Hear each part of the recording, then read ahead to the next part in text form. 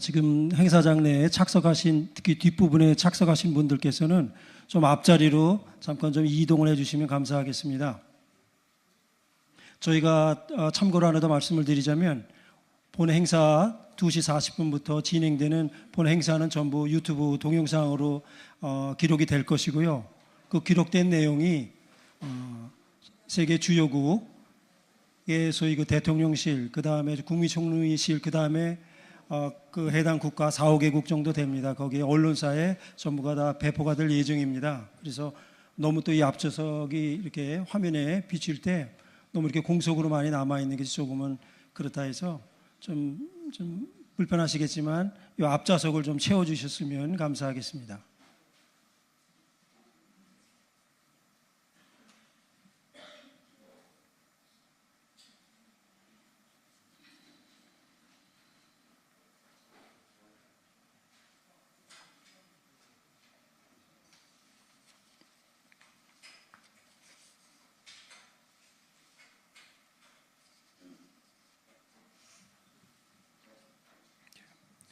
자, 그러면 시간이 되었으므로 2024 유라시아 종전 세미나를 이제 본격적으로 거행하도록 하겠습니다.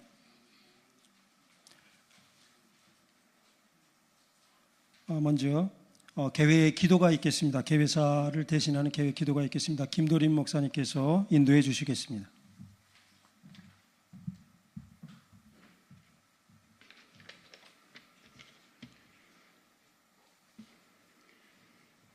개회사의 김도림 목사입니다. 안녕하십니까? 이렇게 멋진 유러시아 종전 세미나와 인류의 자유, 평화, 상생을 위해서 행사를 개최된 것에 대해서 진심으로 축하드립니다.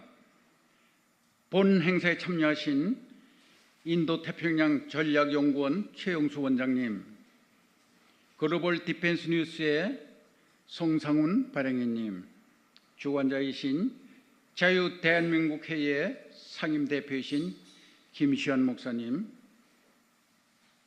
그리고 내외 귀빈 여러분, 국가유공자와 태국기 애국동지 여러분, 감사를 드립니다.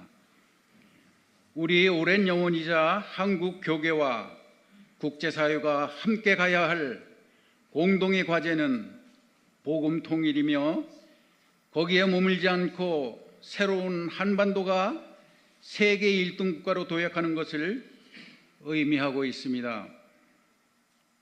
한반도의 통일은 우리 민족과 세계 평화에 큰 혜택을 가져올 뿐만 아니라 자유롭게 교류하면서 공동 번영하는 동아시아를 열어가는 밑거름이 될 것이며, 나아가 세계 평화에 기여할 것입니다. 특별히 동북아와 아시아 태평양 지역의 안정에 많은 부분을 기여할 것이며, 미국에게는 안보와 경제의 부담이 분산되어 공동 부담하게 될 것입니다.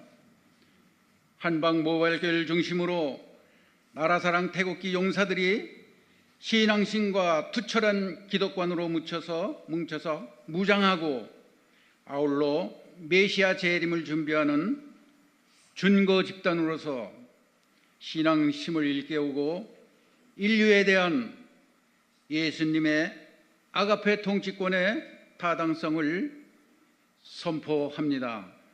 마치겠습니다.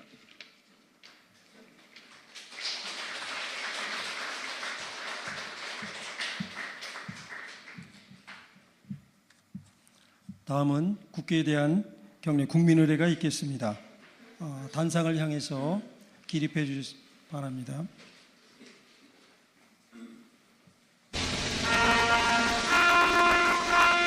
국회에 대하여 경례.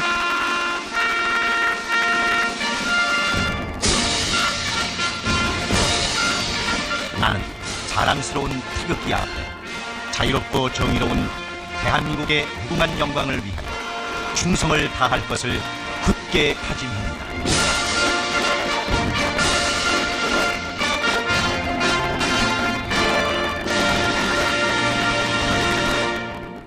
바로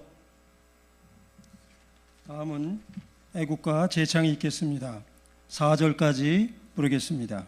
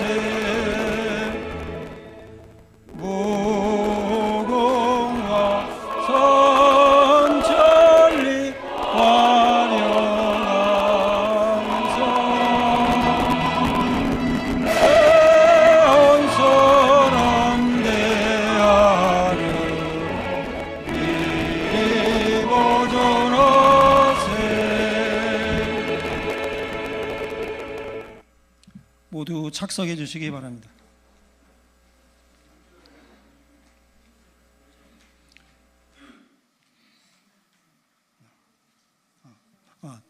죄송합니다. 다시 기립해 주시기 바랍니다. 묵념이 있겠습니다. 묵념은 시낭송으로 대체하겠습니다.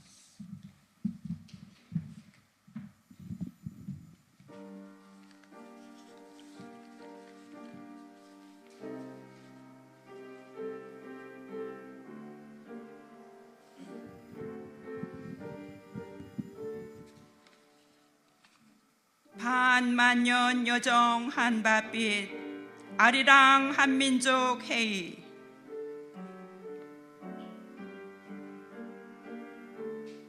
반만년 전 아스만 새벽녘 새박매 너머로 하나님 빛 잡으러 한방 민족 손 벌려 길을 나섰다. 그랬더니 아리랑 아리랑 우리 아버지 손잡고 우리 하나님 마음 잡고 아리랑 아리랑 천년 만년 그 손잡고 살다 춤도 추다 우리 님과 살려 했더니 이 어인 일인고 가시에 짐승 이빨에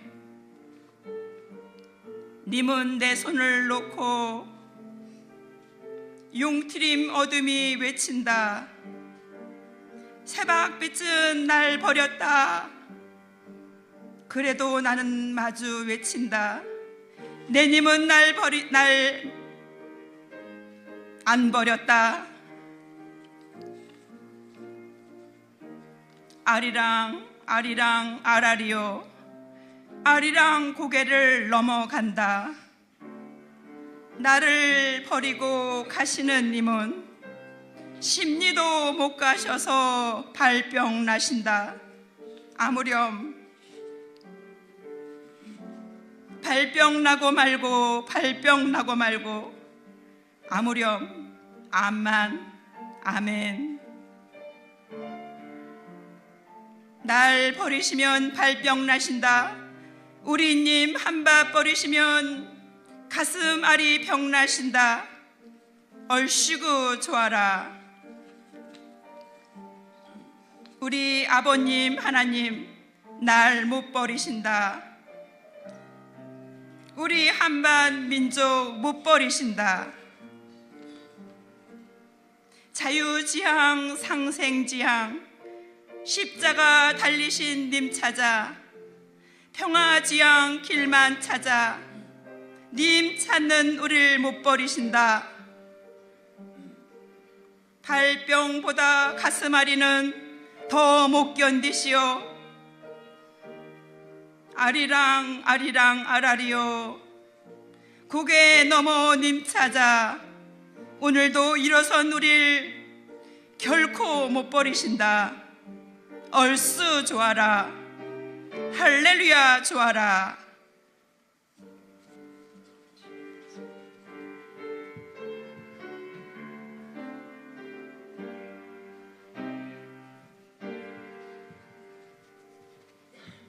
바로 자리에 착석해 주시기 바랍니다.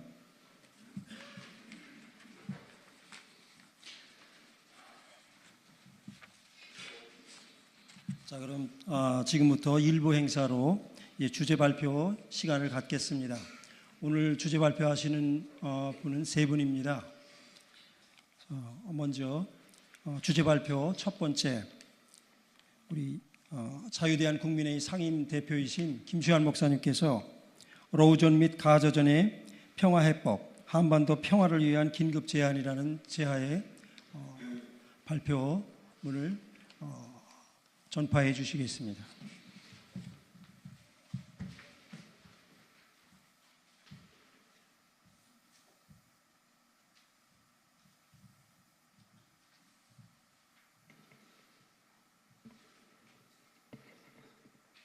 오늘 이렇게 많이들 와주셔서 감사합니다. 여러 군데서 여러 모임이 또 있더구만요, 오늘. 예.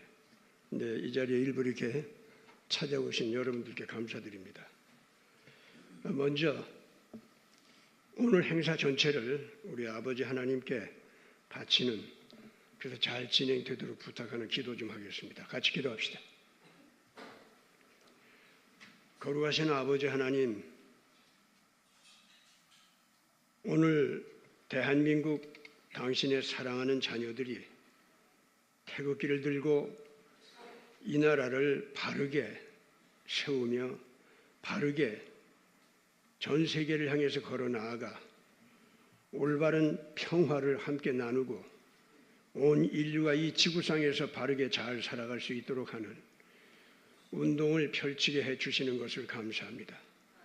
우리가 비록 여러 가지 어려운 일을 지금 당하고 있지만은 이 어려운 일이 오히려 우리를 깨어나게 해서 전 세계 인류를 평화롭게 살게 하고 서로 도우며 함께 잘 살 수 있도록 하는 그런 길을 낼 수 있도록 우리가 몸부림치면서 고뇌하면서 그 길을 깨우칠 수 있도록 인도해 주신 것을 생각할 때 감사합니다.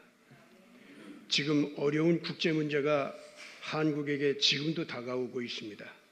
이번에 이 문제를 인해서 오히려 우리도 살고 온 지구가 함께 잘 살 수 있는 길을 내는 길이 어디 있는가? 그 방법이 무언가? 이제 우리가 함께 고민하면서 생각을 모으고 하나님 뜻을 깨닫고자 하오니 이 시간 이 대회에 하나님께서 임재하여 주셔서 우리에게 새로운 지혜를 주시고 길을 내 보여주시기 바랍니다. 이 깨달음이 그대로 전 세계로 퍼져나가서 온 인류와 함께 이 길로 연합하여서 이 세계가 평안할 수 있도록 새 길을 내자. 이것이 우리 미래, 우리 자녀들을 살릴 수 있는 길이다 하고 다 마음이 합쳐지는 역사가 일어나게 하여 주시옵소서. 우리 구주 예수 그리스도 이름으로 간절히 기도드리옵나이다. 아멘. 저는 예수님을 믿는 목사니까 당연히 이렇게 하나님께 기도를 합니다. 여기 또 여러 가지 자기 종교, 신을 모시는 분들께서는 이 나라 평안을 위해서 전 세계 인류의 평화를 위해서 또 다 기도해 주실 줄 믿습니다. 이러한 마음이 합쳐가지고 정말로 이 나라가 제대로 일어서고 북한 우리 동포들이 전쟁을 겪지 않고 평화롭게 제대로 먹으면서 건강을 유지하면서 살아갈 수 있는 길을 내주고 그래서 불안하기 짝이 없는 전 세계 그 경제 공황의 분위기와 핵 전쟁의 위기가 우리가 힘있게 일어서는 것을 인해서 다 함께 그 문제가 해결되는 이런 계기가 되기를 바랍니다. 그래서 오늘 우리 규정한 어르신들께서 또 오셔서 발표도 해주시고 또 패널 디스커션도 좀 해주시고 하는 거 이것이 하나의 계기가 돼가지고 전체 세계에다가 우리 태극기 애국 국민들의 소리를 이번에 전해주는 기회가 되기를 바랍니다. 저는 어떤 문제를 가지고 지금 나왔냐면은 지금 뭐 요새 당장 일어나는 문제부터 얘기합시다. 쉽게 우리가 너무 잘 알고 있는 게 트럼프 대통령이 한국에서 미군을 철수시킬 수도 있다 이런 소리를 했죠. 그 바람에 전 세계가 난리가 났어요. 지금 미국 내부에서도 그러면 안 된다 하면서 국회 상하 양원에서 트럼프 대통령이 설령 다음번에 대통령 된다 할지라도 주한 미군을 빼낼 수는 없어 하고서는 국회 의결을 해버렸죠. 예. 아마 트럼프 대통령은 그렇게 되리라고 봤고 그렇게 되기를 바라서 또 그런 소리가 막 터져 나오게 하기 위해서 그런 소리를 한 것 같아요.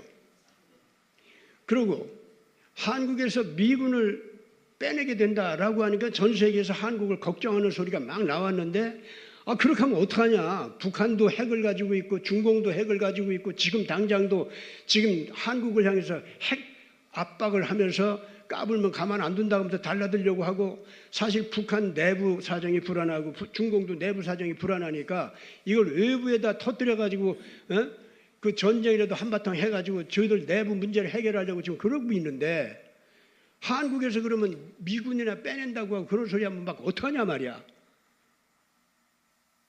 그러니까 트럼프 대통령이 뭐라고 그랬어요? 그러면 한국한테 핵을 갖게 하면 되는 거 아니야? 이러고 얘기했다고.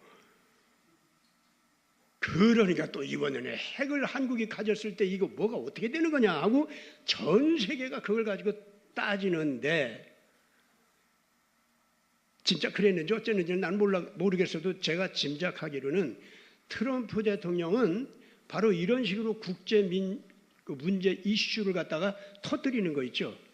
작전적으로 그런 것 같아요. 왜냐하면은 한국의 핵을 갖게 되면 어떻게 되느냐 하는 상황 판단을 하는데 그것 때문에 자연히 그러면 한국 군사력은 얼마나 발전되어 있느냐 이거 가지고 이제 먼저 얘기하더라고.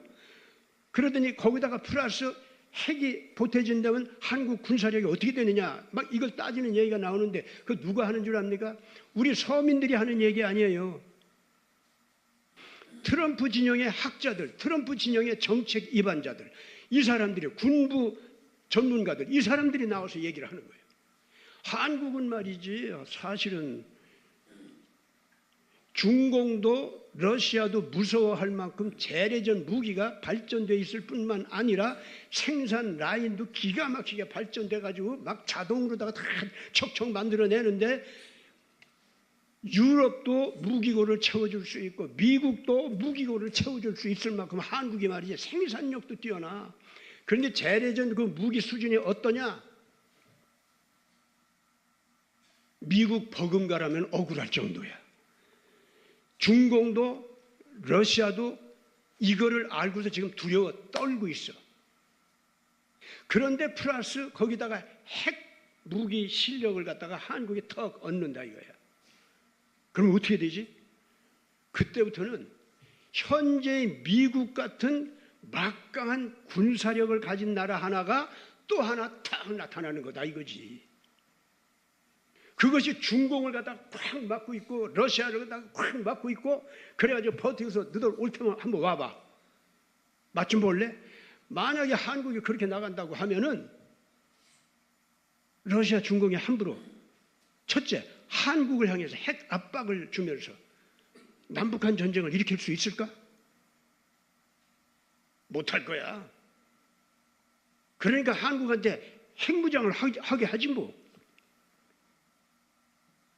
그러면서 미국의 국회 상하 양원에서 미군은 못 빼낸다 이랬던 거예요. 근데 그것이 트럼프 쪽에서만 발표했습니까? 트럼프 미국과 더불어서 지금 엄청난 싸움을 하고 있는 딥스테이트 세력, 글로벌리스트 세력 있죠? 얘들 군부 진영에서도 현 국방장관 오스틴부터 시작해서 블링컨 국무장관 있죠? 이 사람들까지, 옐런 재무장관 이런 사람까지 나서서, 그리고 각 그네들과 결합되어 있는 연구소 있지 않습니까? 거기뿐만인가 하버드 대학교, 예일 대학교, 뭐 매사추세츠 대학교, 아니 세계적으로 유명한 대학들 있잖아요. 거기서도 나서더니 이번에는 저 영국서도 나서가지고 지금 뭐라고 그랬어요? 한국은 지금 미국 쪽에서 발표한 그대로 재래전 무기만 해도 러시아, 중공 어림도 없어. 무기 생산력도 전 세계에서 가장 막강해. 미국 무기고가 텅 비었다 할지라도, 유럽 무기고가 비었다 할지라도 거기 다 대주면서도 한반도에서 얼마든지 중공을 상대하고 북한을 상대할 수 있는 힘이 넘쳐나. 걔들은 재래전만 해도 그런데 하물며 이게 핵무기까지 합치면 어떻게 될 거야? 이건 트럼프 쪽하고 발표한 거하고 똑같아요. 그래 놓고 그쪽에서 하는 얘기는, 그러므로 한국이 핵무기까지 가지면 큰일 나는 거예요. 한국이 무슨 일을 할지 몰라 이제. 그래서 한국 핵무기 안 갖게 하려면은 미군이 딱 주둔하고 미군이 대신 핵우산 노릇해야 돼. 이러면서 바이든 정부라든가 지금 현재 바이든 쪽 연구소, 딥스테이트 연구소 쪽은 다 그런 식으로 발표를 했어요. 그래가지고 지금 한국이 그런 식으로 부흥 뜨게 되니까 푸틴이 어떻게 했습니까? 평양에 오자마자 무슨 얘기를 해요? 북한과 러시아는 1961년도에 조소 동맹 조약 있죠? 조선인민공화국과 소련과 그 조약 맺은 거 그때로 되돌아간다. 서로 양국에서 침략을 당하고 어려운 일이 발생할 때 군사적으로 도와준다. 여기까지 가버렸단 말이에요. 이거는 분명하게 1차적으로는 겉보기에 한국을 겨냥해서 하는 소리입니다. 물론 한국 뒤에 미국을 겨냥해 하는 소리예요. 그러나 또 다른 편으로는요, 오늘 이제 다른 분들께서 이제 발표할 때 그 좀 내용을 자세하게 잘 말씀할 테니까 잘 들어주시기 바랍니다. 저는 제목만 얘기하겠어요. 다른 편으로는 어떤 일이 벌어지느냐면은 남북한 사이에 전쟁이 벌어지든 아니면 북한이 내부 문제로 자연 붕괴를 하게 될 때 북한과 동맹 조약을 맺고 있는 중공은 거침없이 그냥 북한으로 군대를 입성하게 된다 이거죠. 그것만큼은 러시아하고 중공하고 지금 친한 것 같아도 사실은 별로 친하지 않고 불편해. 북한을 마구잡이로다가 중공이 차지하게 된다고 하면은 그건 단순하게 미국만 불편한 것이 아니야. 한국만 불편한 것이 아니야. 러시아도 불편하다 이거지. 그래서 푸틴이 한국과 미국에게만 북한으로 함부로 쳐들어오지 말라 그 얘기하러 온 게 아니고 사실은 중공 너희들도 북한으로 함부로 군대 진주하지 마. 그거 하기 위해서 왔다 하는 해석을 하는 사람들도 있습니다. 그런데 그런 주장이요. 굉장히 지금 현재 중요한 하나의 그 주장이 아니라 국제적인 정치 흐름으로 봐서 그건 틀림이 없다. 그렇게 관측들을 하고 있습니다. 자, 오늘 저는 이제 여기까지 현재 우리 한반도가 당면하고 있는 문제를 현재 진행되고 있는 문제를 간단하게 이렇게 요약해서 말씀드렸습니다. 자, 이러고 보니까 어쨌든 간에 지금 한국은요. 러시아 우크라이나 전쟁, 가자 전쟁 이것과 연결이 돼가지고 굉장히 안보상의 위기 쪽으로 지금 몰려가고 있습니다. 러시아 우크라이나 전쟁 쪽은 뭐냐? 다른 거 아닙니다.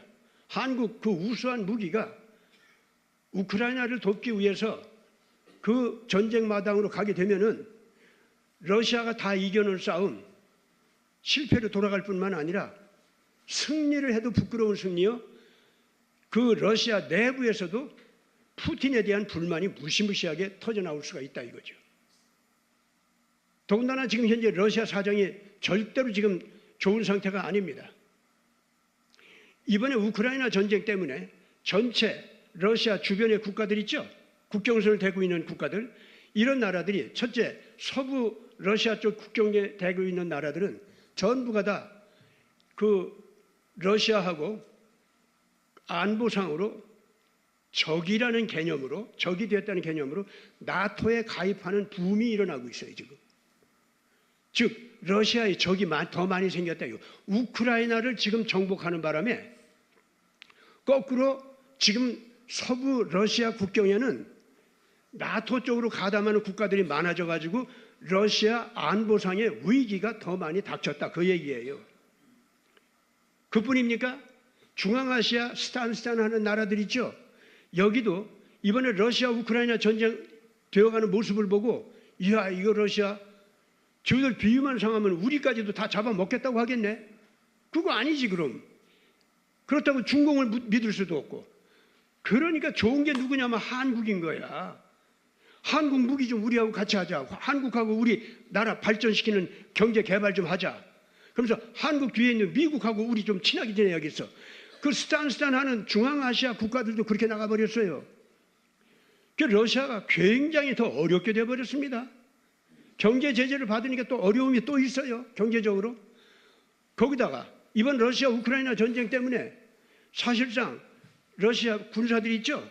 이걸 주로 서부 러시아에 있는 러시아인들을 갖다 뽑아서 드린 게 아니라 주로 동부 시베리아 쪽 약한 공화국들 있잖아요. 러시아 내부 공화국들 있잖아요. 인구도 얼마 안 되는 곳. 거기에서 청년들을 끄집어내가지고 이 군대에다가 집어넣었어요. 그래가지고 이번 전쟁이 이기든 지든 그쪽 그 러시아 공화국, 동부 시베리아 쪽 그 러시아 공화국들은 전부가 지금 불만이 팽배했습니다. 야, 이 러시아에서 우리가 탈출해 나가야 되는 거 아니야? 이런 일들이 지금 벌어지고 있다 그 말입니다. 그러니까 푸틴이 보통 불안한 게 아니에요 사실 지금. 그리고 중공이 러시아 우크라이나 전쟁에서 러시아 편을 들어주는 줄 알았더니 들어주는 척만 하고서 눈치 살살 보면서 자기 유익만 가져가기 시작하는 거예요.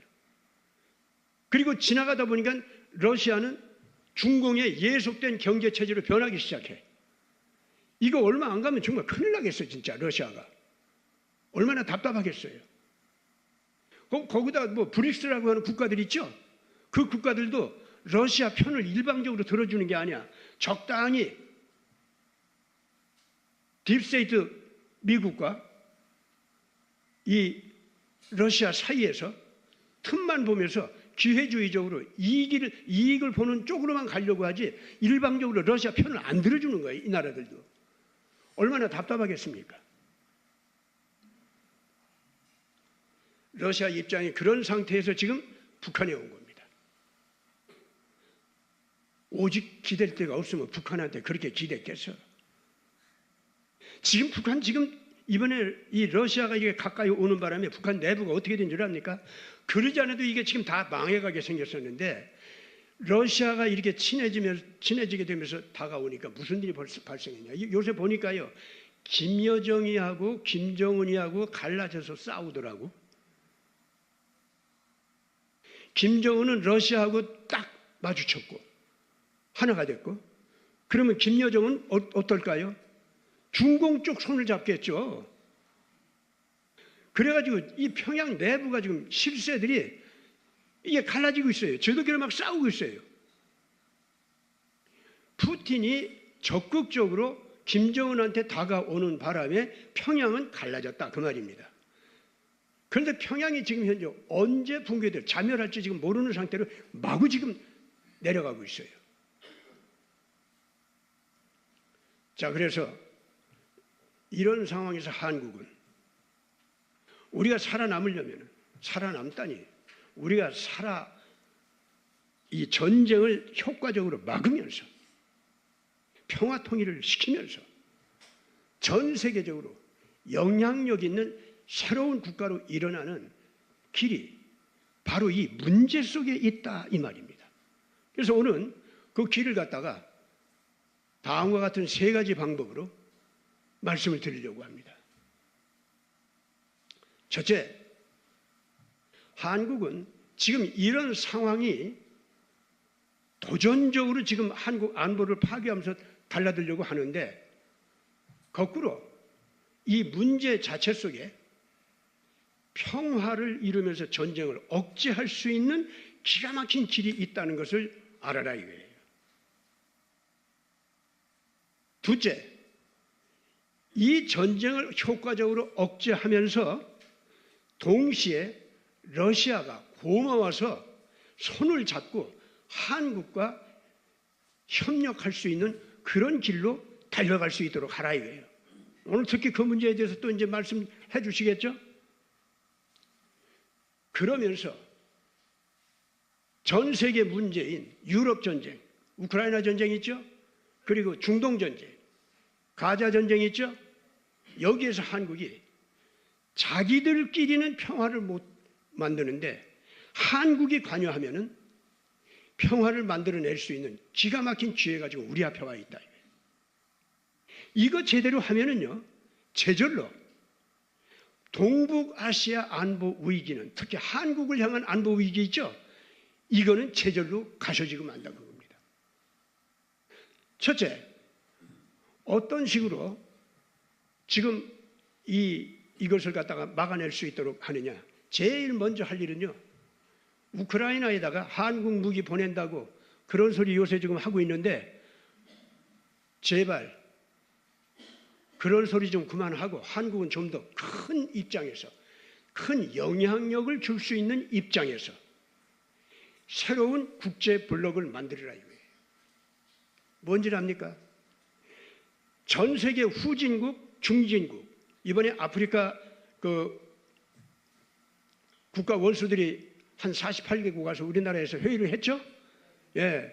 그거는요, 지금 그 아프리카 그 모든 국가들이 한국에다가 굉장한 기대를 가지고 있다는 신뢰감을 가지고 있고 경제 발전을 위한 기대감, 그리고 안보에 대한 그 기대감, 이 3가지를 가지고 그 아프리카 국가들이 온 겁니다. 그러면은 아프리카 국가들만 그런 것이 있습니까? 아까 얘기한 대로 중앙아시아 국가들도 그러고 있어요.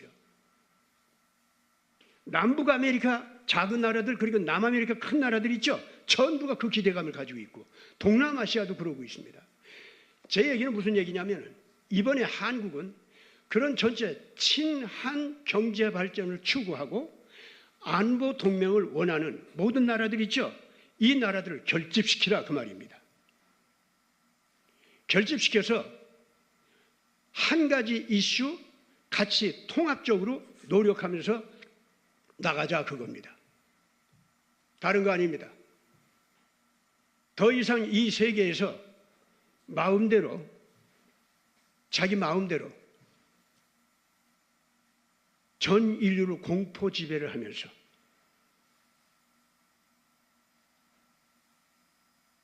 살리기도 하고 죽이기도 하는, 그리고 국가 통치권을 빼앗기도 하고 나눠주기도 하는 이런 식의 패권 집단 있죠.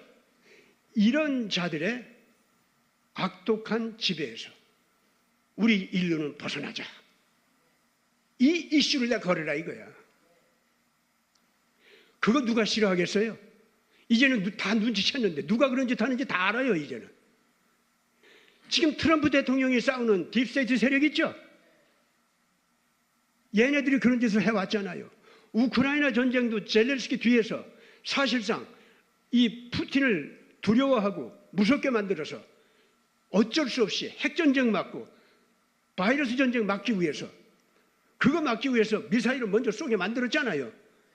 그 핑계로 거대한 전쟁을 하기 위해서 그랬던 거 아닙니까? 예. 그렇기 때문에 이런 딥스테이트의 범죄, 이것도 함께 문제 삼으면서 러시아 우크라이나 전쟁은 이제 여기서 멈추자. 두 번째 같이 그렇게 나가는 겁니다. 한국이 앞장서겠다. 한국은 러시아 우크라이나 전쟁에 절대로 한국 무기를 갖다가 어느 한편에 주지 않는다. 이제부터 전쟁 멈추고 사람 죽이는 전쟁 이제 그만 좀 해라. 트럼프 대통령이 중동에서도 유럽에서도 전쟁터에서 1차적으로 성취해야 할 목적은 뭐냐? 누가 승리하느냐, 누가 패배하느냐, 그거 결정하는 거 아니다. 사람 좀 그만 죽여라. 그것이 제1위적인 목표가 되어야 된다. 트럼프 대통령의 그 말은 아주 옳고 또 옳습니다. 한국이 그 소리를 하라 이거예요. 그래가지고 전 세계 친한 국가들을 갖다가 뭉치게 해서 같은 목소리를 내게 하라 이거지. 그러면서 러시아 우크라이나 전쟁터로 가라 이 말입니다. 가서 거기서 전선 모든 지뢰 제거시키면서 녹지대 만들기 운동, 유엔 깃발 들고 가서 그거 시작하라 이거죠. 친한 국가들 모든 그 나라에서 흰옷 입은 사람들이 등장해가지고 같이 좀 나가라 이거예요. 전 세계에 나팔 불면서. 그러면요, 푸틴도 젤렌스키도 전쟁을 지속하면 지속할수록 자기들이 위기가 와. 러시아 국민도 이 우크라이나 국민도 지속하면 지속할수록 자기들 위기만 와. 모두가 다 전쟁을 끝내기를 바래. 근데 자기들 자신의 재주로는, 자기들 자신의 사고, 이 갖춰진 의식으로는 그걸 못해 자기들은. 근데 러시아도 한국을 좋아하고 우크라이나도 한국을 좋아해. 그 한국이 앞장서서 전쟁 그만, 누가 잘하고 못하고는 먼저 이 양국 국민들 살려준 다음에, 그 다음에 그거 해. 따져. 그래도 안 늦어. 이러고 한국에 나서면서 흰옷 입은 대부대를 갖다가 그 전쟁터로 보내라 그 말입니다. 그리고 그 뒤에는 누가 가? 게임 체인저 무기를 든 진짜 무서운 군대들이 그 뒤를 따르는 거예요. 누구든지 러시아 군대가 됐든 우크라이나 군대가 됐든 이 흰옷 입은 우리 부대를 갖다가 총을 쏴? 그러면 그쪽에다 이 무서운 무기가 너희들 쏜다. 이러고선 뒤에 받쳐서 이 군대가 간다 이거지. 이래가지고 강요해서라도, 그래서 푸틴도 못 이기는 척하고 아이고 나 살았다 하고서는 전쟁 멈추고, 젤렌스키나 그 뒤에 있는 예르마키라고 하는 뭐 대통령실에 있는 그 대통령 실장이라는 사람이 요새는 뭐 젤렌스키를 마음대로 휘두른다고 합니다. 예, 뭐 그 사람이 됐든지 하여튼 우크라이나 쪽에서도 못 이기는 척하고 아 이제 전쟁 그만하자. 전 세계가 싫어하는데 이제 그만하자.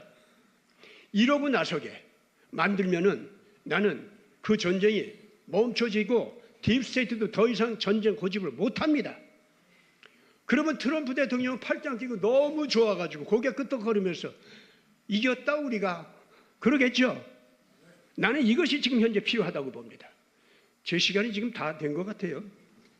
더 하면 또 내가 미움받을 테니까 이쯤에서 끝마치고 어쨌든 간에 어때요? 조금 기발한 아이디어입니까? 그런데 우리가 태극의 애국 국민들의 소리를 이걸 갖다가 터뜨릴만 합니까? 안 합니까? 터뜨릴만 하면은 많이들 터뜨립시다. 오늘 제 얘기는 여기서 끝내겠습니다.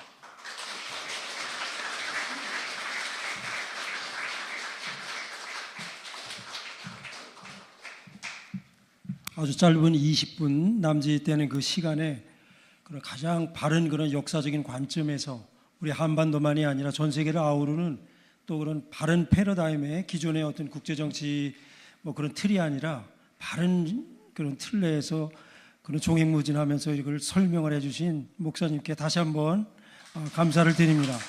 정말로 기존의 주류 학계에서 보지 못하는 실질적인 그런 한반도 및 전 세계의 상생 평화의 그런 방안이라고 생각합니다. 자, 그러면 다음은 두 번째 주제 발표로요. 우리 글로벌 디펜스 뉴스 발행인신 우리 송상훈 대표께서 유라시아 전쟁을 멈추고 평화 상생 자유의 길로라는 그런 제하의 그런 발표문을 전파해 주시겠습니다.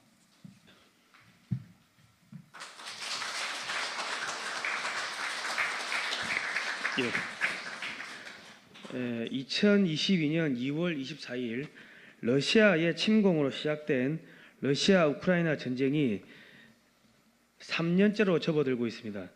나토 국가들은 러시아의 서유럽 침략을 막는다면서 우크라이나에 지속적으로 무기를 공급하고 있습니다.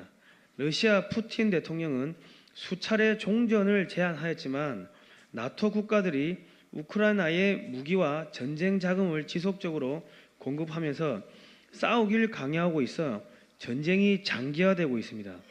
그러나 나토 국가들은 자국 병사들이 피를 흘리는 것이 아까워서 병력 파병은 교묘하게 피해 나가면서 우크라이나 국민들은 남녀노소 할 것 없이 죽을 때까지 싸우라고 강요를 하고 있습니다.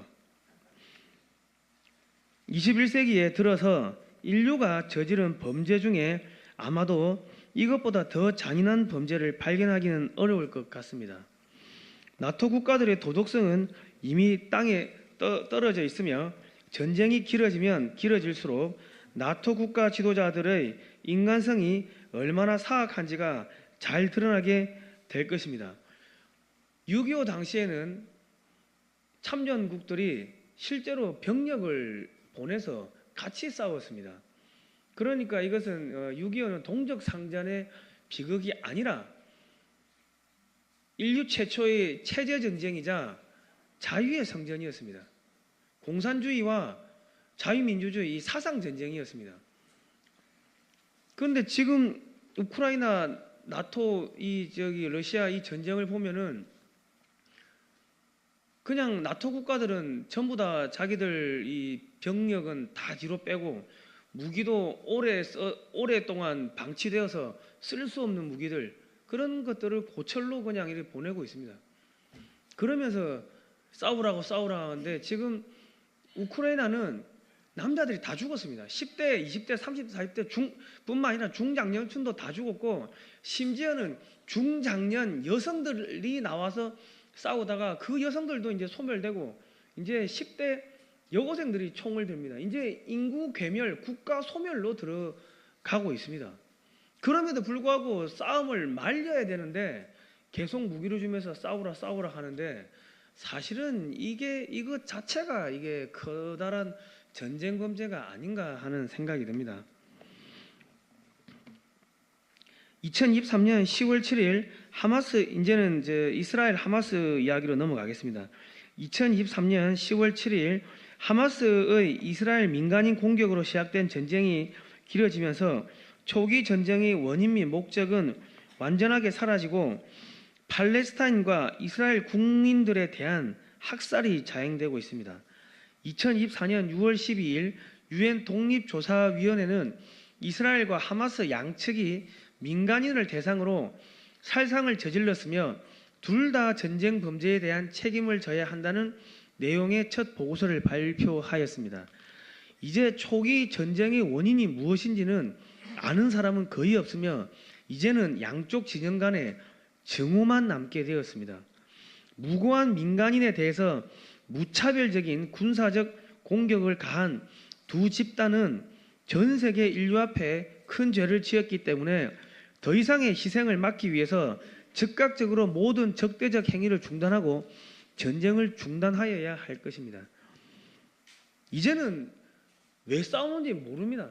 이스라엘은 이스라엘대로 자국민들 그 인지를 구출한다고 하면서 그 팔레스타인 민간인들은 수백 명을 그냥 무차별하게 폭격해가지고 그냥 다 죽여버리고, 또 팔레스타인은 그 하마스는 또 이스라엘 백성들 국민들을 잡아가서 고문하고 또 그 과정에서 그냥 또 테러해서 죽이고 서로가 서로를 그냥 죽이는 묻지마 살인이 지금 벌어지고 있습니다.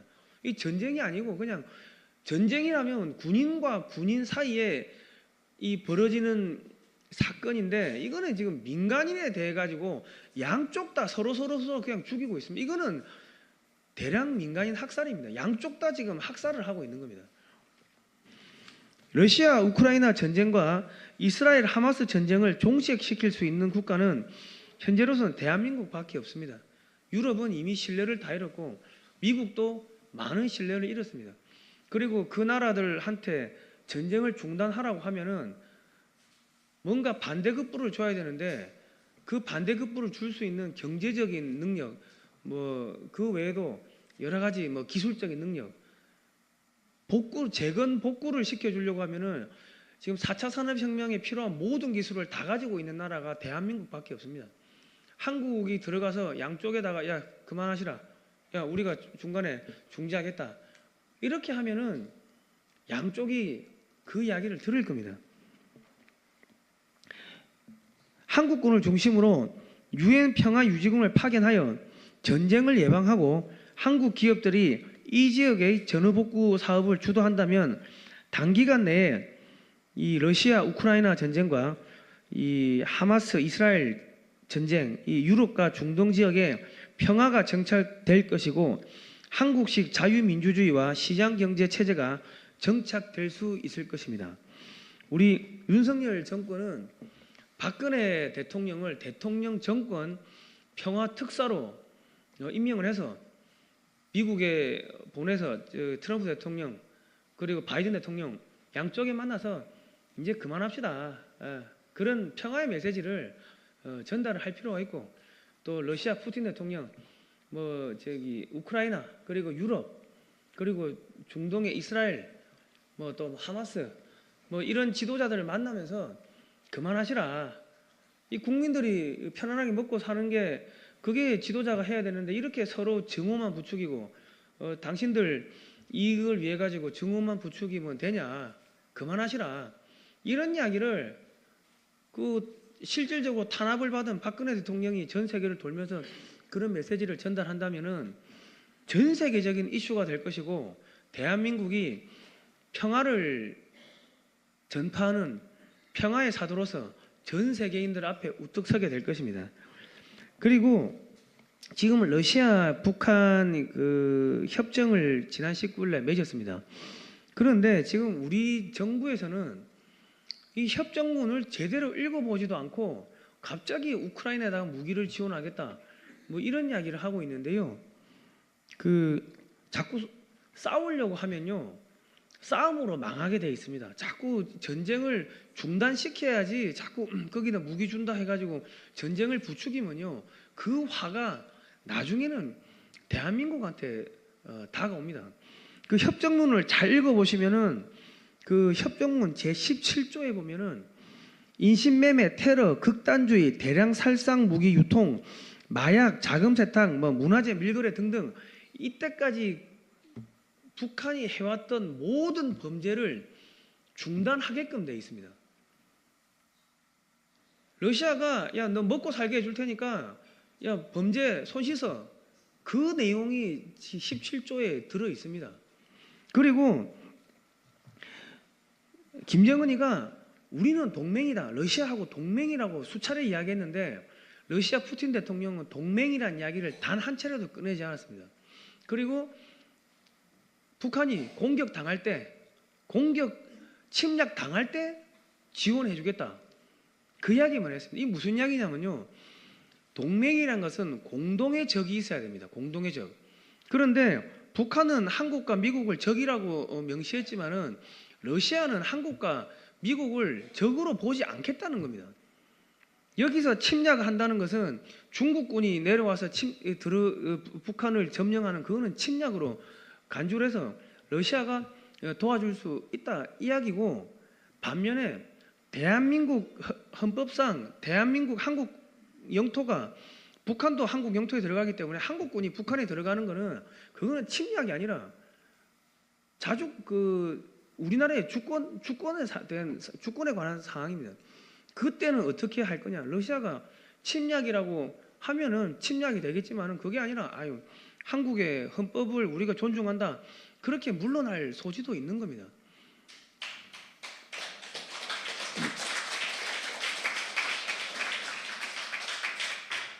지금 러시아는 북극해에서 엄청난 에너지 가스가 나오고 있습니다. 그 가스를 실어 날라서 수출을 하려면은 쉐빙 LNG선이 필요한데 그 쉐빙 LNG선을 만들 수 있는 나라는 대한민국의 조선 3사밖에 없습니다.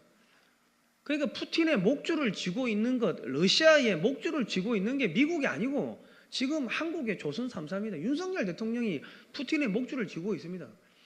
그런데 그 왜 험악하게 무기를 보내겠다 이런 험악한 이야기를 합니까? 쉐빙 LNG선 추가 건조를 우리는 지지하지 않는다. 요 정도 이야기하면은 러시아도 알아들을 거 아닙니까? 그 분위기 험악하게 외교를 꼭 그렇게 몰고 갈 필요가 있습니까? 러시아는 우리하고 어떻게 연해주 좀 잘 개발하면 안 되겠냐? 연해주에다 끊임없이 투자를 좀 해달라고 그렇게 요청한 국가인데 갑자기 우리나라에서 무기 보내겠다 이러하면은 그럼 되겠습니까? 그 김정은이가 올해 3월 달에 포탄을 막 이렇게 수출을 했습니다. 근데 그 포탄이 전부 쓰레기였습니다. 그래가지고 국방장관하고 대대적으로 문책을 당했고 그 북한에 주기로 했던 그런 식량이나 이런 것들을 공급을 중단을 했습니다. 그리고 김정은이가 북한 가서 그 수호이 35 타면서 이거 우리 좀 주세요 하니까 너 돈 주고 사가라고 했습니다. 그러니까 한국한테 적대적인 거를 못하게 지금 러시아가 틀어막고 있습니다. 그런데 거기다가 우리 정부가 러시아 죽으라고 그 무기 공급하겠다 이런 이야기를 하면은 그 외교가 상당히 이게 좀 질이 낮은 겁니다. 저차원적인 초등학생적인 지금 외교를 하고 있는 겁니다. 그리고 지금 6월 14일 날 유엔 사령관이 대북 방송을 금지해 달라고 요청을 했습니다. 지금 이 북한에서 남한 쪽으로 이 오물 풍선을 보내니까 우리나라에서 대북 그 심리전 방송을 시작을 했습니다. 그러니까 유엔군 사령관이 이거는 정전협정 위반입니다 하고 6월 14일 날 조사를 하겠다고 그렇게 발표를 했어요. 지난 70년 동안 대북 방송했는데 한마디도 없다가 뜬금없이 지금 그렇게 반대를 하면서 틀어막은 겁니다. 왜 그런지 아십니까? 북한이 지금 완전히 무너질 만큼 다 무너졌기 때문에 여기서 대북 방송 해버리면요 북한 진짜 무너집니다. 북한 무너지면 제일 먼저 들어오는 게 한미연합군이 아니고 중공군이 제일 먼저 들어옵니다. 중공군이 들어오면은 북한이 중국한테 넘어가고요. 원산 앞바다에서 중국 해군 함정이 동해로 이렇게 나오고 중국 쪽에서 서해로 치고 들어오면요 대한민국 안보가 한 방에 무너집니다. 그거를 지금 러시아가 들어가 가지고 막아준 겁니다. 중국한테 북한이 먹히는 걸요. 그리고 만약에 한미연합군이 올라가고 중국군이 내려오면은 중간에 충돌이 생기면은 제2차 6.25 전쟁이 생기고요. 이게 제3차 세계대전으로 이게 번져나갈 수가 있습니다. 만약에 전쟁 생기면은 윤석열 정권 감당할 수 있겠습니까? 정권 무너집니다. 남한에는 지금 친중 세력, 친북 세력이 제1야당을 하고 있고 북한에서는 중국군이 내려와가지고 북한을 점령하고 그러면 남과 북에서 윤석열 정권은 협공당해가지고 무너집니다. 지금 윤석열 대통령이 무너지는 거를 지금 러시아 푸틴이 와서 도와준 겁니다. 막아준 거라고요, 지금. 그런데 거기다가 우리를 도와준 사람한테 야, 너 가서 무기 지원해가 너 죽게 만들겠다고 그런 이야기를 했으니 러시아 입장에서는 얼마나 참 답답하겠습니까? 그러니까 우리나라 이 외교가 조금 전체적인 큰 그림을 봐야 되는데 전체적인 그림을 보지 못하고 너무 극단적으로 지금 달려가는 것 같습니다. 이것은 외교에서 밑바닥부터 오래 이렇게 올라간 그런 수없이 많은 전문가들 집단이 있을 건데 이런 전문가 집단들이 말을 못하는 것 자체가 지금 대한민국의 이 언론이 지금 막힌 것이고 언론도 일방적으로 러시아를 나쁜 놈이라고 하는데 지금 북한이 무너지는 그런 상황을 가정했을 경우에 러시아가 우리의 안보 입장에서 상당히 큰 일을 좀 해준 겁니다. 그리고 지금 어차피 지금 미국에서는 이제 트럼프 대통령이 지금 7개의 그런 경합지에서 이겨가고 있으니까 트럼프 정권이 들어서는 가능성이 지금 높아지고 있습니다. 그러면 트럼프 대통령은 자기가 대통령이 되면 러시아 우크라이나 전쟁 즉각적으로 중단하겠다고 했고 중국의 이 모든 물건에 대해서 관세를 60% 이상 올리겠다고 했습니다. 그러면 중국의 모든 기업들은 전부 줄도산입니다. 이대로 우리 한 1년만 지나면요 중국에 있는 기업들 줄도산되고 그러면은 북한도 그냥 흐지부지 되는 겁니다. 그러면 나중에 한국, 러시아, 미국이 손잡고서 대중국 봉쇄망을 펼치면서 중국 공산당 이 악의 추억 요거 하나만 잡읍시다. 그리고 남북한 통일 해가지고 우리가 좀 평화 상생 하도록 하겠습니다. 러시아도 어차피 우리가 북한을 흡수 통일하면은 북한에서 물건 만들어 가지고 그 시베리아 횡단 열차를 타고서 저기 유럽으로 보내면은 운송비 받으니까 뭐 돈 버는 거고 그리고 러시아 에너지 한국이 수입하면은 뭐 돈 버는 거니까 그 북한은 우리한테 넘겨주세요. 그렇게 협상을 하면은 피 한 방울을 흘리지 않고 자연스럽게 북한이 우리 품으로 들어올 수가 있는 겁니다. 싸우지 않고 이기는 것이 그것이 진짜 전략의 고수들이 하는 겁니다. 저는 뭐 여기까지 하도록 하겠습니다. 박근혜 대통령을 이 전 세계 평화 특사로 대통령 정권 특사로 전 세계에다가 좀 파견해 주시면은 대단히 감사하겠습니다. 이상입니다. 예.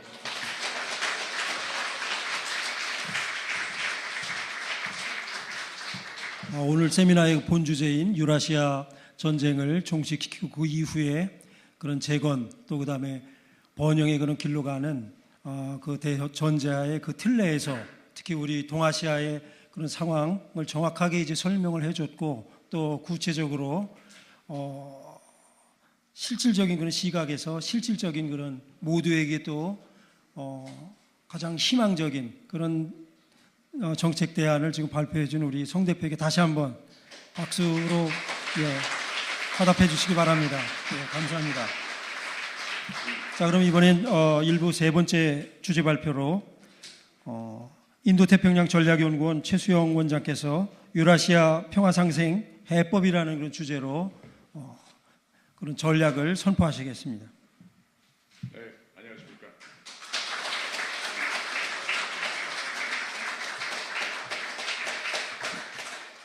이 불초 소직이 이렇게 큰 세미나에 서서 굉장히 떨립니다. 그런데 저희가 오늘의 이 행사 준비를 하면서 오늘 그 책자에 나눠드린 쪽에서 저희들이 글도 쓰고 말씀을 미리 전해 올렸습니다마는 급기야 푸틴이 평양을 방문하는 며칠 사이에 한반도의 기류가 지금 급격하게 좀 변해버렸습니다. 그래서 저는 지금도 북쪽에 있는 우리 동지들과 통신을 하고 있어요. 국정원을 그만둔 지가 지금 제가 한 14년 됐는데 아직도 저에게는 그런 일이 떠나지를 못하고 아직도 제가 거기 머물러 있습니다. 퇴역한 공작관입니다. 그런데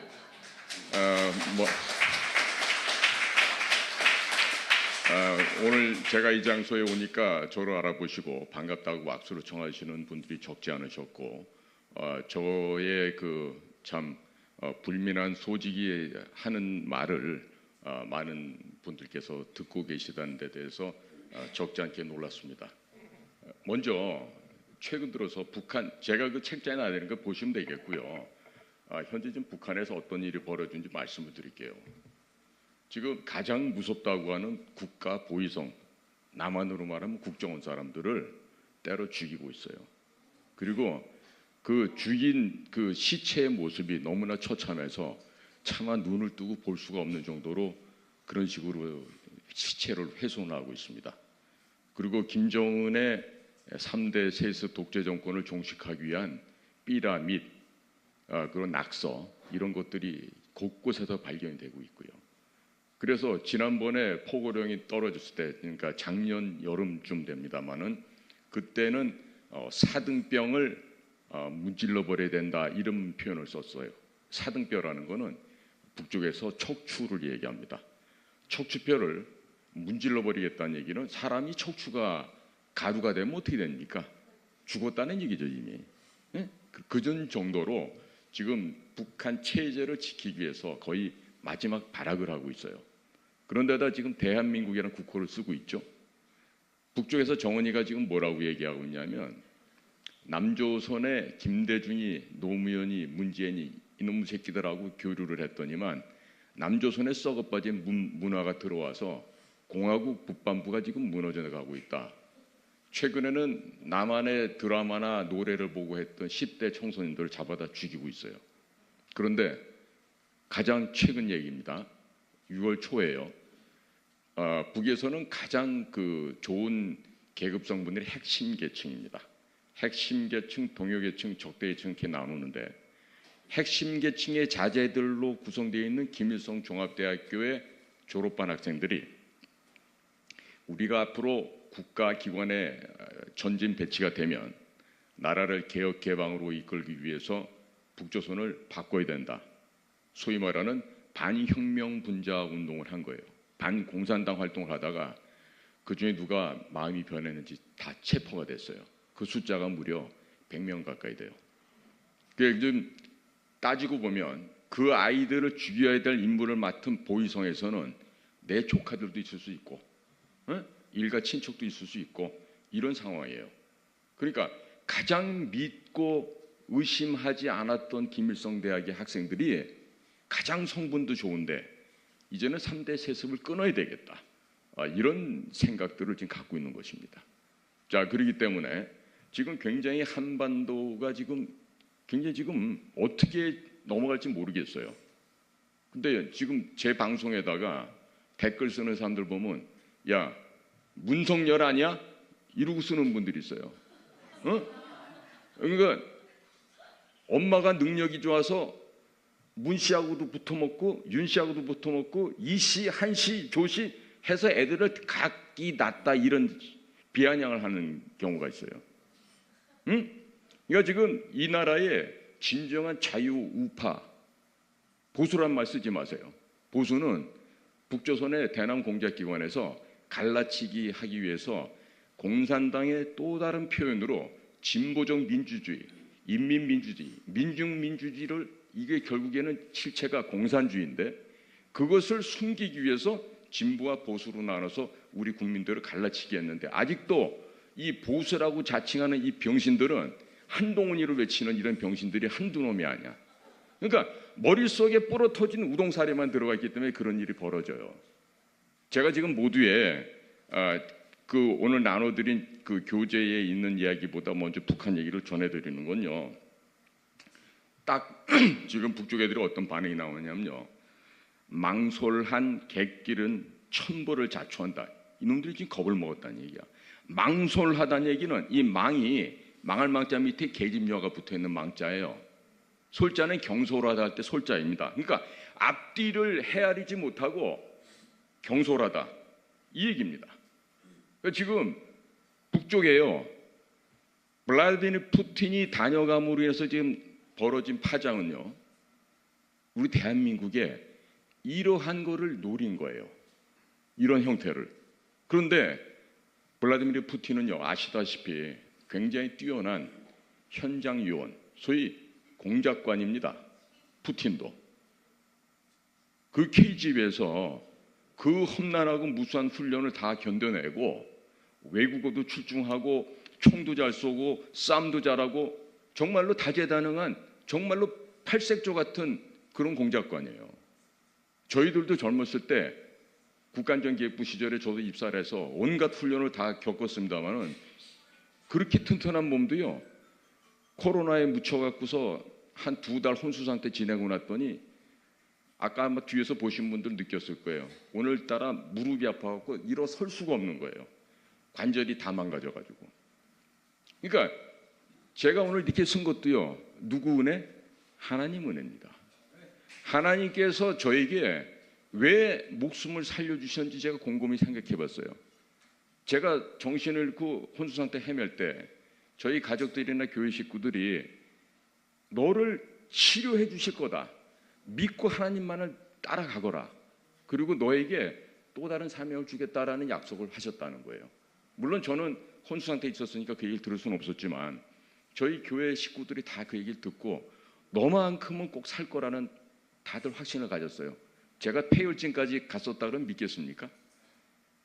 코로나 치료제가 없는 2020년 8월 달에 강제로 입치를 당해가지고 무슨 약을 썼는지 태어날 때 보니까 치료지가 1000페이지가 넘어요. 일어설 수도 없었습니다. 앉아있으면 쓰러지는 겁니다. 이런 상태인데 왜 하나님이 오늘 이 자리까지 저를 갖다 부르셨을까? 벌써 몇 달 전에 오늘의 행사를 준비하게 하셨고요. 그리고 이런 상황에서 푸틴이 다녀가고 러시아의 급격한 변화를 보면서 주님께서 지금 예비하는 길은 따로 있구나. 지금요, 저도 광화문에서 사전 투표하면 안 된다는 얘기를 2018년부터 시민운동을 했었어요. 국정원 출신이라고 얘기하면서 했어요. 그래서 타겟이 돼가지고 죽을 일을 겪었는지도 모르겠지만 어쨌든 지금 우리 김시한 목사님께서 벌써 몇십 년째 이 작업을 하고 계시잖아요. 정말 귀한 주님의 사역을 하고 계시는 겁니다. 우리 성상훈 형제도 방금 전에 얘기를 했지만 연해주를 열어서 우리가 같이 협조를 하고 지금 연해주의 두만강 밑에를 준소를 하면서 중국 배가 지금 블라디보스토크항에 기항을 하고 있어요. 두만강을 갖다가 준소를 한다는 얘기는요, 앞으로 두만강을 통해서 해운이 아닌 하운을 통해서 중국의 물자를 빼내서 서방 세계로 수출하겠다는 그런 의미입니다. 동북 3색 물자가 다 그걸로 나오게 될 겁니다. 그리고 군대가 거기 기항하게 되면은 북태평양의 알래스카를 갖다가 텅 빈 앞마당으로 만들어줘요. 주일 미군 미칠함대가 거길 다 커버를 못합니다. 그럼 어떻게 해야 되겠어요? 미국을 지키고 자유 진영을 지키려면 러시아를 우리 편으로 끊어들이고 1960년대에 너네가 중국 공산당과 대척점이 돼서 서로 으르린 걸 싸우다가 핵무기까지 쓰려고 했던 그거를 상기시켜주고 러시아 너희들은 빨리 전쟁 그만두고 한국하고 손잡아야 돼. 미국이 껄끄럽잖아. 그러니까 대한민국과 손잡자고. 그리고 우리나라 삼성중공업, 현대중공업, 또 지금은 하나디펜스로 넘어갔지만 거제도 가면 그 우리 이전에 대우에서 했던 거 있잖아요. 그 훌륭한 우리의 그 조선 기술을 갖고 쇄빙선의 기능이 있으면서 LNG를 운반할 수 있는 건 우리밖에 못 만듭니다. 그러면 러시아를 불러다가 푸틴처럼 연기를 할 줄 알아야 될 거 아닙니까? 블라디미르 푸틴은 공작관이기 때문에 얼마든지 카말레온처럼 팔색조처럼 상황에 따라서 표정과 목소리와 모든 걸 바꿀 수 있는 종합 연기자예요. 그런 사람을 이해를 못하고 야! 우크라이나에 살상 무기 보내! 이런 식으로 승질을 부리면 그러니까 밑에 그 장호진이라고 국가안보실장 하는 애가 그 서울대 외교학과 나온 놈이 뭘 알겠어? 외무고 싶은 애가. 러시아 대사였던데 그놈이 주드라스비치하고 말이나 제대로 하겠어? 저도 북경대사관에 나와서 근무를 해봤더니요, 외교부에서 나온 애들이 중국어가 안 돼. 서울에 나온 중국 외교부 애들은 한국말을 한국 사람처럼 해. 싱하이밍 건방진 놈 있죠. 걔가 건방은 져도 한국말은 기가 막히게 잘해요. 근데 제가 막상 북경의 한국 대사관에 저도 한 3년 근무해봤는데 차이니즈가 되는 놈이 없어. 특히 외교부 애들은. 그 당시 대사했던 김하중이가 우리 물리대 같은 과 선배야. 그 김하중이가 떼떼떼떼거리고 앉았는데 그게 제일 잘하는 수준. 얼마나 웃긴지 현실이 그래요. 근데 지금 러시아에는요 특파원 한 명 없어요. 스탄에 어디가 있어? 상주 특파원이 없고 그냥 특파식으로 왔다 갔다 이런 애 한 명 있어요. 지금. 현대자동차 공장이 금액이 420억 원인가 하는데 그걸 단돈 우리나라 돈으로 14만 원에 팔았어. 물론 환매부 조건을 해서 2년 후에 다시 돌린다고 하지만 400억이 넘는 공장을요 14만 원에 팔았다니까. 그리고 지금 나오는 얘기가 뭐 200 몇십까지 더 추가해갖고 총 1,402개 품목을 갖다가 러시아에다가 제한해서 통제를 하겠대. 정신 나간 놈들 아니에요. 제가 오늘도 외교부 출신 중에 가장 러시아를 잘하는 모 선배님하고 통화를 하고 왔어요. 혹시라도 제가 잘못 생각하고 있는 게 아닌가 해서. 그랬더니 그 선배 말씀이 아우 큰일 났네. 외교부 장관부터 모르는 데다가 무지한 데다가 함부로 짓거리는 전략도 없고 전술도 없고 사태 파악도 못한다는 거야. 이게 지금 대한민국 현실이야. 근데 제가 있었던 국가정보원, 국정원이라는 데 있죠. 국립정신병원의 줄임말인데. 응? 이 국정원에 있는 우리 러시아 요원들도 진짜 일 잘하던 전문가들은 저처럼 옷 다 벗고 나왔어. 어떤 애들이 남아있냐? 하이! 예스! 이거 하는 애들. 응? 십상시 같은 놈들만 남아있는 거야. 지금 걱정이에요. 지금 이 특히나 한반도로 둘러싼 이 국제 정세가 이렇게나 급하게 변동하고 요동을 치고 있는데 대통령실부터 그 안에 있는 국가안보실, 그 다음에 국정원, 외교부, 국방부, 통일부 할 것 없이 한 놈 눈치만 이렇게 보고 있는 거야. 뭐라고 떠드는지. 거기서 버럭하잖아. 그러면 생각 않고 그냥 내질르는 거야. 야!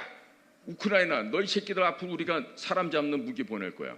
보내라고. 얼마 전까지 어떤 일 보는지 아세요? 미국에서 내가 엔드 유저, 파이널 사용자다. 우리가 서티피케이션, 증명서를 끊어줄 테니까 너네들 포탄 많잖아. 우리한테 좀 팔어. 이랬다고. 근데 안 팔어. 이러고 우리가 버텼어요. 근데 미국에서 뭐라 그러겠어? 이 뭐뭐한 놈들 이러면서 70몇 년 전에 다 죽어가던 것들 우리 애들까지 보내서 죽여가면서 너네를 구해줬는데 우리한테 지금 돌아오는 얘기가 뭐 있는 포탄도 안 팔어? 못 판다고? 이것들이 진짜 여러 가지로 지금 불편한 게 많아요. 문재인 씨를 조사하는 데 대해서 지금 워싱턴에 뿔 따고 이만큼 나 있다고 지금. 북한에다 돈을 갖다가 6억 달러나 줬거든. 모르시죠? 6억 달러 준 거. 예? 북한에 무선통신기지국을 설치하고 북한 애들도 이 스마트폰 같은 거 씁니다. 그 통신만 깔아주고 하는데 비용이 한 6억 달러 정도 들었는데 이거를 문재인 씨가 임기 한 달 남겨놓고 UAE, 사우디, 이집트를 가면서 이집트 가서 시원하게 2조 원을 갖다 질른 거야. 뭐로? EDCF, EDPF, 대외경제차관으로. 그리고 돈 주고 우리 K9 자주포 K2 흑표전차 사라고 꼬신 거야. 왜 안 사 거기서? 돈 주면서 사가려는데. 거전데. 그런데 그러고 봤더니 그 2조 원 가운데 6억 달러 그러니까 한 8천억 원 정도가 김정은이가 이집트에 있는 통신회사 우리 같으면 KT나 SK 같은 거예요. 오라스콤사가 있는데 거기다가 돈을 내야 돼. 그런데 북한 애들 돈을 김정은이가 어떻게 했어? 야 바풀떼기 너 가갖고 새끼야 돈 내고 와. 이랬더니 가가지고 그 6억 불을 떡하니 주고 왔어. 그런데 달러가 서울에서 카이로로 그냥 가요? 어떻게 가요? 뉴욕에 미국 재무부 금융통제센터를 거쳐야만 갈 수 있다고. 또 돈은 우리가 시카고로 보내든 뭐 도르트문트로 보내든 뭐 런던 파리로 보내든 간에 모든 US 달러는요 여기서 돈 보내잖아요. 뉴욕에 가가지고서 거쳐서 통과해서 가야 돼요. 거기 센터에서 한국 돈이 어디로 얼만큼 가는구나. 최종 파이널 데스티네이션이 어딘지 다 거기서 확인을 한다고. 그러니까 지금 미국이 들통이 난 거야. 그거는 뭐냐? 2017년, 18년에 유엔에서 결정한 대북 제재를 결정적으로 위반한 행동이야. 거기에 대한 대가는 뭐? 세컨더리 보이콧. 세컨더리 보이콧 걸리는 순간에 이 나라 수출, 수입 다 스톱이야. 은행 돈 못 보내. 못 받아. 애들 유학 보낸 거 생활비 뭘 어떻게 줘요? 다 막혀버렸는데. 지금 이러는 상황에서 북한에다가 문재인 씨가 가갖고 방문했을 때 2018년 9월에 방송중계차랑 고가의 방송장비 다 놓고 왔어. 근데 미국이 알았어. 그런 짓을 한 거를. 심지어 어느 정도까지 하냐. 방송장비 1년 번호까지 다 알아. 지금 죽이려고 작정을 하고 있는데 지난 2년 동안에 문재인에 대한 조사를 시작도 안 한 거야 이게. 그러니까 미국에서는 뭐라냐면 이 자식들이 이거 둘이 형제지간 아니야? 사촌 형제? 이렇게까지 돼버렸어요. 그럼 어떻게 그 의심을 갖다 벗어날 거야? 근데 지금 같은 상황에서 왜 전쟁이 이렇게 격화되는지 아세요? 바이든이 직방 선거 않고 바로 대통령을 연임하기에 제일 좋은 방법이 전쟁이에요. 러시아하고 전쟁이 확산이 돼서 미국도 전격적으로 거기에 들어가고 유럽 애들도 거의 다 올인하고 이렇게 되잖아요. 그러면 미국도 전시내각이 되면서 선거 없이 바로 민주당 정권으로 이어집니다. 자, 두 번째. 그렇게 해서 대통령이 더 돼야 되겠는데 안 된다. 그럼 assassination. 존 F 케네디처럼 총 쏴서 죽여 없애는 거죠. 내지는 사고로. 지금 이 정도로 세계가 급박하게 변하고 있어요. 근데 지금 대한민국이요. 이런 식으로 하면 되겠어요? 워싱턴에 가가지고 지금 그 캠프 데이비드에서 3국이 모여서 뭐 했다고 그러는데 사실은 그것도 일본 애들이 만든 작품이에요. 거기에 숟가락 하나 얹어서 그냥 가서 했는데 요즘 나오죠? 지금 그 앨리슨 후커라는 여성 아마 아시는 분 아실 거야. 도널드 트럼프 때 NSC에서 국가 선임 비서관을 했던 여성인데 이 여성이 지금 얘기가 한국이 핵무장 할 때 됐다고 얘기다 하잖아요. 공교롭게도 지금 현재 미국의 18개 국가 정보기관을 통합하고 있는 DNI, Director of National Intelligence, 에이브릴 하인즈라고 하는 여성이에요. 엄청나게 뛰어난 여성이에요. 나중에 한번 찾아보세요. 에이브릴 하인즈라고.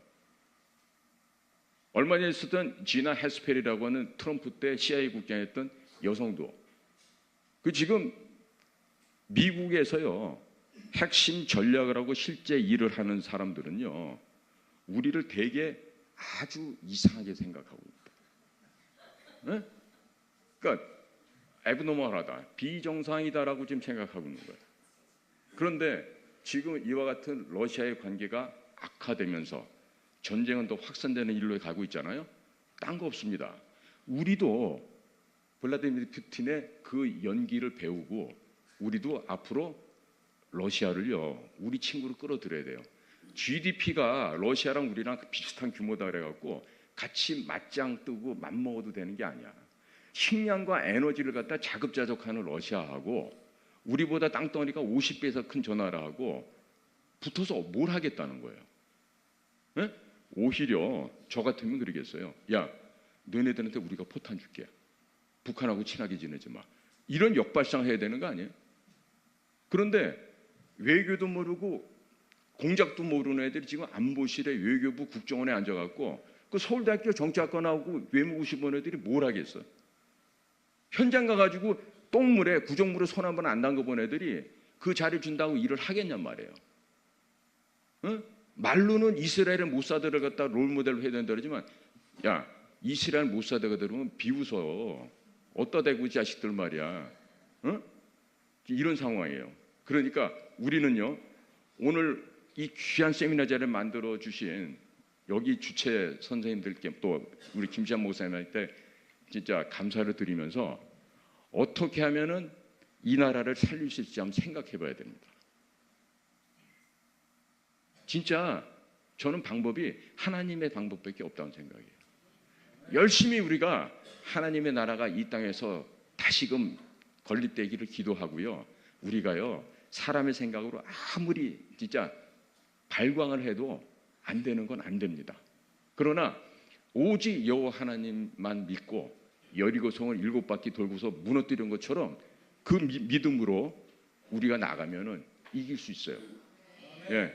그런데 참 불행한 거는 예수쟁이들이 빛과 소금의 역할을 하는 게 아니라 빛을 가장한 설탕물 역할을 해. 예? 목사들도 내 어느 목사님한테 들은 얘기야. 90%에서 95%가 밥 먹고 살기 위한 먹사래. 그리고 한 4.5%는 입에다 독을 품고 다니는 좌익 독사들이래. 0.5%가 진짜 목사라는 거야. 이 진짜 대한민국 현실이 그렇다 그래요. 내 얘기가 아니라 어느 교회 목사님이 그 얘기를 하시더라. 그래서 우리가 오늘 이런 세미나를 통해서 사실 부족한 시간이지만 제가 이렇게 막 두서없이 말씀드려서 죄송한데요. 진짜 지금은 올바른 생각 그리고 목숨을 걸고 이 나라를 구하지 않겠다면 구할 수 없습니다. 다윗이 목숨을 걸었던 것, 기도원이 목숨을 걸었던 것, 그 믿음의 조상들이 목숨을 걸고 조국과 민족을 구했던 것처럼 이 나라도 각성을 해야 됩니다. 특히나 우리 예수 믿는 사람들이 언행일치가 돼야 되고 거짓말하지 말고 똑바로 살아야 돼요. 네, 마치겠습니다. 감사합니다.